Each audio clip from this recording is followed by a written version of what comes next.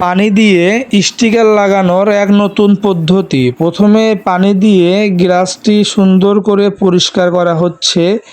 এরপর পানি দিয়ে স্টিকারের যে আঠাটি আছে সেই আঠাগুলো সরানোর চেষ্টা করা হচ্ছে। স্টিকারের পিছনে একটি পেপার দেওয়া থাকে, সেই পেপারটি পানি দিয়ে ভিজিয়ে আঠা আর পিছনের কাগজটি সুন্দরভাবে সরানোর চেষ্টা করা হচ্ছে। এক আজব পদ্ধতি। আমরা এতদিন দেখেছি আঠা দিয়ে স্টিকার লাগানো হয়, আজকে আমরা দেখব পানি দিয়ে কিভাবে স্টিকার লাগানো হচ্ছে। দেখতেই পাচ্ছেন স্টিকারটি সুন্দরভাবে গ্লাসের ভিতর আটকানো হচ্ছে।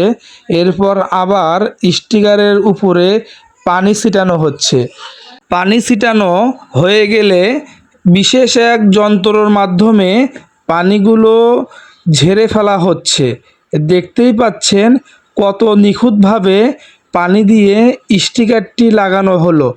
এরকম আপনারাও যদি পানি দিয়ে স্টিকার লাগাইতে চান অবশ্যই যোগাযোগ করবেন, আমরা আপনাদেরকে সঠিক ঠিকানা বলে দেব।